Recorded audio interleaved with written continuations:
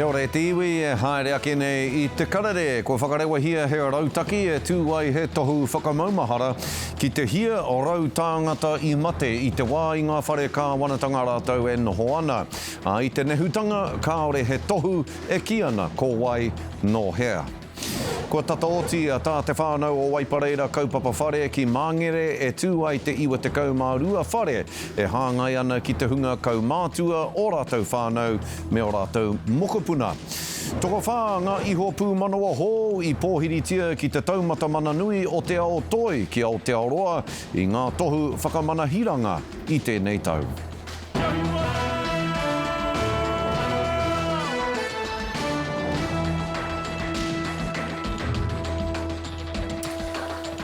Kei ngā reo, kei ngā mana tā uki o tēnā whaitua, o tēnā whaipānga, tēnā koutou katoa, nau mai ki te Karere I tēnei rā.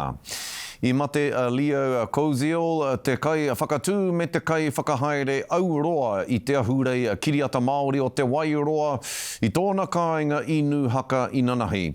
Neke atu I te rua te kautau, tēnei uri o Ngāti Kahungunu me Ngāti Rākai Pāka, e waihanga ana I te ahurei o te Wairoa, hei tūā papa hei atamira mō ngā kōrero a te Māori me ngā iwi taketake o te ao, I roto anō hoki I te rangatiratanga me te mana motuhake, ki te kawe ake I aua kōrero. Nā te ahurei o te Wairoa ka rongo nui ngā marae o Ngāti Kahungunu I nūhaka, hei wāhi whakahuihui I ngā kaihanga kiriata, ngā kai pūrākau me ngā kai mā takitaki no ngā iwi taketake o te ao. Nā waira, ka tū a te ahurei o te Wairoa, hei ahurei iwi taketake toi tū o tēnei whenua, ka are hoki he ahurei kiriata iwi taketake kaumātua ake I aia. Kei te whiriwhiri tonu tōna whānau I ngā whakaritunga mō tōna tangihana. I nehua te hia rau tāngata I mate I te wā I ngā whare ka wanatanga rātou e noho ana, kāore he tohu e ki ana ko wai no hea. E rua tau, ko hipa I te whakatewhatewhatanga a te kōmihana pū whero e pāna ki te tūkinotanga I roto I aua whare, o tira I te whakatau rekarekatanga me te moke puihitanga. Nā, ko whakarewa hia he rautaki e tūwai he tohu whakamaumahara ki e rā I mate. I nehua hoki, kāore he tohu. Ka whakatūria te tohu ki te urupā o Porirua me te whenua tapu. Ko tahi mano e ono rau tūroro kiritaki tāngata o mua o te hōhipera o Porirua me te whare wairangi o Porirua I mate I a rātou I ngā whare ka wanatanga, kāre hoki whakahokia anō ki o rātou whānau, ka maumaharatia ki tēnei tohu. Niki atu I te kotahi mano e ono reo ngā tū pāpaku I te urupā o Porirua me te whenua tapu e takoto muna ana, hore kau he tohu maumahara. There's roughly 1,600 graves within the cemetery, and then we've got a further 111 graves also up at Whenua Tāpū. E tahi o rātou he tūroro I noho ki te hōhipera o Porirua me te taiwhanga ma te hiningaro, haere noa te wā kua kore ingoa ki ngā wāhi oki nei. Te wānei hei tino pauritanga kau me ki a rātou kwahinga kei runga te whenua I runga te whenua Ngāti Toa. I ngā tau tāwhito pahuri ake ka tae a rātou huri no te motu. Ki te hōhi pere tēnei, ki roto ki a mātou, te kāwanatanga I hanga. Kua hinga ana me ki te katoa, ki roto ki a mātou I nehu ana, ki roto I te whenua tapu tēnei. Kore e rākau ingoa, me ki kei whea no wai ki a rātou E takotoa. Te mohe ana te ngākau, tino pauri te ngākau, te kāwanatanga me ki kore hapai ana ki a rātou, whakamanatia ki a rātou kwainga. Ai, koe nā te whakaro, ko tuena te hikoitanga o rātou. Mā te kaupapa maumahara nei e whakawātia mai ai he wāhi maumahara, kua tonoa ngā whānau kia whai wāhi atu ki ngā mahi waihanga. We've had 130 families come forward so far, which has been a really great turnout, but we're really keen to hear from as many families as possible. We've tried our best to make this a really inclusive process. Kua rua a Aaron Smale tau tohito I te ao pāpāho e kawi ana I ngā pūrongo mō ngā morihu o ngā tūkinotanga o ngā whare a te kāwanatanga. Ko taua take tonu te ia o ana mahi rangahau tohu kairangi. You think you've heard it all and you can't be shocked anymore, and then suddenly something else comes and smacks you over, and it's hard to comprehend really. It's almost a metaphor for people being silenced really. I mean, death is the ultimate silencer, and it's And these people's stories, I mean, I've heard a lot of stories, but these people's stories will never get told. Kei te whakapono ia, kei konei hoki tōna tūpuna e tētahi poka kaore whai ingoa. It's kind of upsetting to me that, you know, he was grieving and that's became a reason to stick him in a place that's for people that were unwell. You know, he wasn't unwell. He was upset by losing his wife. Ko tā ngā kai kōkiri te kaipapa nei, he whakaua no I te mana o te hunga kua tanua. We've got a published list of names on the Porirua City Council website. If people think they do have a family member who was buried here in an unmarked grave, they can search the list on our website, and we also have all of the contact information if people would like to get in contact with the project team. E tūmanako ana ka mutu ngā mahi Wāhanga I te tohu maumahara hei te hiku o tēnei tau. Ko te manako ia ka mutu ngā mahi hanganga hei te puku o te tau e tū mai nei. Kei raro anō te mahi a te tribunara o Waitangi I te rama o whakatewhatewha, whai muri hoi te whakatau a Aotearoa tuatahi, ko tētahi o a rātou kaupapa here mo te kōwhiringa pōti o te motu I tēnei tau, kia ata arotake I te tribunara me tōna hāngai. Kia hatia, I whakai te runanga minita o te kāwanatanga kia arotake hia te tribunara I te taurua manoru e te kau mā whā. I raro I tētahi waikanaitanga kāwanatanga kia Aotearoa tuatahi. He aiki ngā kōrero kei te haere tonu taua arotake, engari moho anoa nei kāre anō, kia puta he pūrongo. Anei rā ari peka timutimu. He pakanga nui kei te haere mo te oranga tonutanga o te tribunara o Waitangi. No, I think what's needed is that we all review change relevance in his party. They are not typical and indicative of what, and we saw this with the hikoi for the protection of our tiriti. They are not indicative of what Aotearoa think about they are. Kua puta te whakatau o Jones kia arotakingia te tribunara I aia e whai pōti ana I te kōwhiringa a motu e haere ake nei. Ahakoa I arotakingia kētia I raro I te whakaetanga hononga a te kāwanatanga. Kanui no atu taku hoha, pēne me te rango e rere ana I runga I te hipi, kua mate. Me whakamutu e rātou e rā momo mahi, waiho ko te tribunal. I think the Waitangi Tribunal is not the House of Lords. It's not the Supreme Court that's got the ability to strike down President Trump's legislation. Much of a shame from the north as he self-proclaimed. The greatest MP to come out of the north in my eyes has been Maturata. And if it wasn't for Maturata, we wouldn't have the tribunal and its resilience in this particular space. I whakatūria I te tau ko tahi mano e iwarau whetu te kaumārima hei rangahau I ngā ture, ngā kaupapa here me ngā mahi a te krauna e whakapaihia ana kua takahia te tiriti. Heoi e hara te tribunara I te kōti mana nui a kaore ona niho ki te whakakore I ngā ture. I can only characterise this government as the most racist, anti-Māori government ever to come to power. I te nuinga o te wā kaore hoki o nā tūtohunga e here ana I te kāwanatanga. Nā whai anō te wangawanga o te kaiarahi o te Ropu Act, ia David Seymour. So I respect what they've done around historic settlements. It makes me very proud as a New Zealander that we've done that. The role that they play today, I don't think they respect their own role, frankly. E ai ki ngā rōpū no te taha maui o te whare, he mahi mana nui tā te tribunara. Ko tāku me tōia mai ki roto pū ki ngā kawenga o te paremata, kia hei ko te tiriti o Waitangi, ona taha e rua, mā rātou katoa e whakatau me pēhea rā te taha o te krauna me te taha o te tangata whenua haere ngā tahi atuhai. Me whakapiki ake, me rahi ake te pūtea kia rātou ki te mahi tika I o rātou mahi. Haunga no te hiahia o Aotearoa tuatahi ki te whakatairanga me te whakakāhore ia te tribunara. Kaore te kāwanatanga e whakaputa ana I tō rātou ripuata mō te arotake o te wā I te tribunara, nā te āhua nei kaore anō tērā mahi I tutuki I mua I te kōwhiringa a motu, hei te noema. Ripeka timutimu, mā Tuia. I nā te inati o ngā kaumātua, kua whakapetongo mo te katoa o rātou oranga, ki te tautoko i o rātou whānau. Engari, kāri tai ana rātou, kāre tonu i a rātou te moni ki te hoko whare mō rātou anō.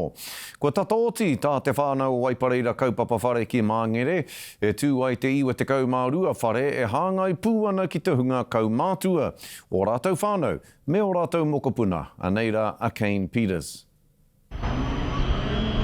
E tataoti ana ngā whare hou mā ngā kaumātua e whakaturi ana e te whānau o Waipareira ki Māngere. Well, we've got a baby boomers ramp coming. They worked hard, low incomes, but with longevity, we've got major problems in housing, people after they retire. So we have to look at looking after our elders. E arahiahia ana te kaupapa e te tumu whakarai o Waipareira e John Tamihere. He kai kōkiri mo te oranga o ngā whānau Māori e noho taone ana. Rawe tērā mahi. Ko tērā te mahi o te kāwana, engari he nui te mahi a JT tēnei wā, mōhi o mātou mō ngā tau maha i ngainei i whakatū ia tana rautaki e pāne ki tērā kaupapa. E iwa te kaumārua ngā whare pāpori o te kaupapa, mā ngā kaumātua me ngā whānau whai haua. E rima te kaumārima tau neke atu. Well, clearly they're not thriving. 2/3 of our community, 1/3's on benefits, the other third is trying to work their guts out, but they're what they call unemployed or working underemployed, and only about 15% are doing extraordinarily well, which is what a white middle class family would look like. So 85% of our people in Struggle Street. He whare kotahi ruma, he whare rua ruma hoki e nei. Kia hāngai ai ki ngā āhuatanga rereke o ia whānau.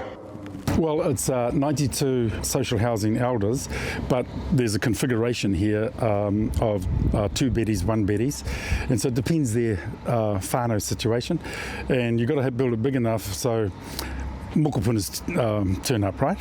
So we've also got to have a mokopuna-friendly environment, and so we're going to have nutty kids running around the stairs, and our whānau just have to get used to that in apartment living, ka pai? Mō Waipareira, e hara tēnei i te kaupapa whare noa iho. He whakautu ki te karanga kia noho haumaru, kia noho tōtika ngā kaumātua. We have to start to take over the wellness machinery for our own people, and so we'll be building a whole new system next to this that bridges the hospital across the road there in terms of all sorts of ancillary health services for the betterment of our people.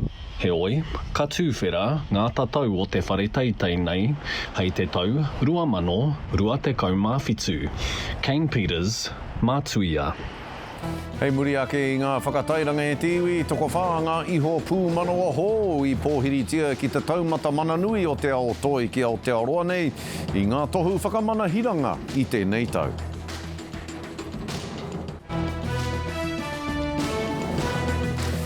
Taki hoki mai anō ki te karere i tēnei rā. Toko whāanga iho pū manoa hō i pōhiritia ki te taumata mananui o te ao toi ki Aotearoa nei i ngā tohu whakamanahiranga i tēnei tau. Toko rua he ringa toi Māori i a ta whakaraurika i tā Aotearoa titiro ki a ia anō i roto i wārāua mahi. Nō te pōnei, ka whakanui a rātou toko whā o tira Karere a maumahara a huri tāo anō rā hoki. Hei whakamānua i o rātou whakapaunga ki te hāpa i te ahurea, i te tuakiritanga me te mana tāngata o tēnei whenua. I tai atua mārena mane ki taua pō nui ka meha meha, i tū ki te whare o te kāwana tianara i te whanganui atara.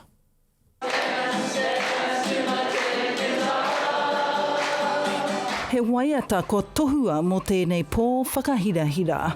E whakanui ai i ngā whakatutukitanga o tō rātou nā ao, me tā rātou takoha nui ki tēnei mea, te toi. Darcy Nicholas, Dame Linda Top, on behalf of the Top twins, Anne Robinson, and Tweti Ihamaira.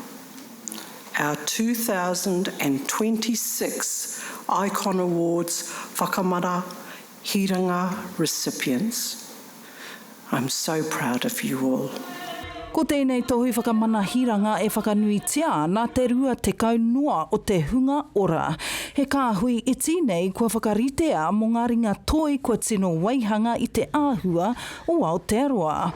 Ka mutu te hikoe o tētahi tohu whakahirahira, ka tuku nā Marire tōna tūranga ki tētahi atu hei whakaki. Kia toi tū ai tēnei taonga tuku iho i runga i te whakaute. Whakamananga, hiranga recognises not a single work or moment of success, but a lifetime of imagination, of discipline and courage. I kawea e Darcy Nicholas ana mahi toi Māori ki te ao whānui e whakairo ana i te maramatanga ki ngā wāhi katoa e ki te a ai tō tātou iwi Māori. When I was about 8, a woman called Dormia Robson, who was a matakite internationally, and she gave me my first set of paints and told me that one day you'll be a great artist. So I sold my first painting when I was 9 for 30 shillings, and I've carried on being the artist. Ana I kawea e wuti ihi maira I ana pūrākau Māori ki ngā ngākau o te ao, e huri ana I te whakapapa, hei tuhinga, manawa ora. He tino honore nui ki ahau, ki te tuku tēnei taonga ki te uru ahau ki roto I te rua te kau, and to prove that Māori can do anything. I whakanuia hoki ko Anne Robinson moana mahi auaha I te karāhe, a me ngā mahanga top a kahurangi Linda, raua ko Jules. He tuahine tua wāhine no tō raua maia, tō raua whakakata me te ngā kau aroha I hiki ai a Aotearoa mō ngā tau maha. New Zealanders are proud of their artists and it really warms me and I thank them very much. It's nice to be honoured in a way. It's sad for me because my twin sister is, not with me here and we are being honoured as the top twins. In 50 years' time, what will our icons look like if the arts are not funded, if they're not supported by government, because right now the arts are supported by the arts. He karanga kia kahatonu ai te tautoko I ngā mahi toi kia whai wāhi ai a Aotearoa ki te whakanui I etahi atu, pēnei I ēnei, a ngā rā, e heke mai nei, mārena mane, te karere. Ka tīmata te hīkoi ki te matatini rua mano rua te kauma whitu a pōpō, ara ki te kōwhiringa o ngā puna whakataetai. Ka tū ki tūranga waiwai mara I ngā rua wāhia I te tekaukaraka I te ata. Mā te manu taiko o te matatini, mā te ariki nui kuini ngā waihono I te pō te kaupapa e manaki, ko tahi haora te roa. Ko tētahi o ngā rerekētanga o ngā kōwhiringa o ngā tau kua mahue ake nei, ka kākanotia ngā kapa toa rua te kau.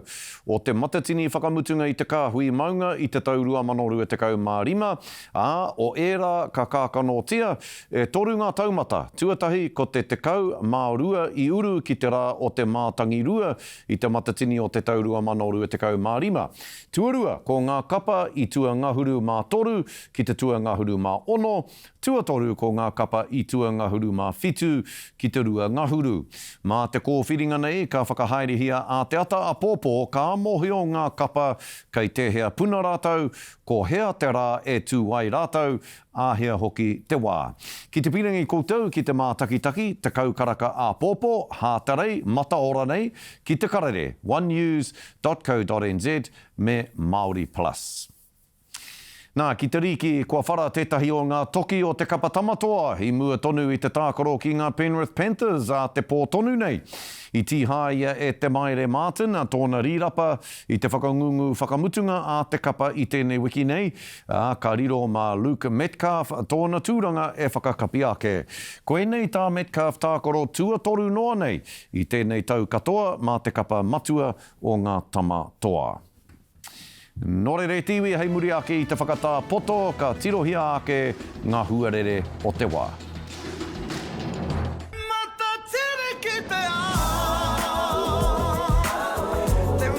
E kare mā hoki mai anō ki te karere Anei e haere ake nei ko ngā tohu huarere.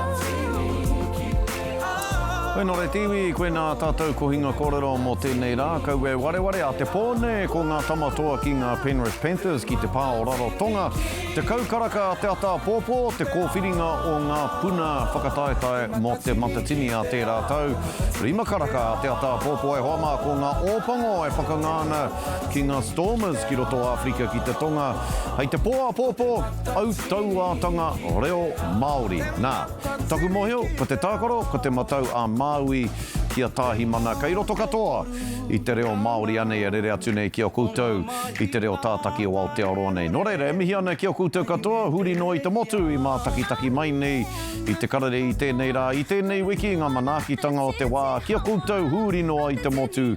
Tēnā koutou, me pēnei te ki, me pēnei te kōrero tūrou parea, tūrou Hawaiki, kia mā I te rā. Te matatini ki te Te matatini ki te Te matatini ki te Te matatini ki te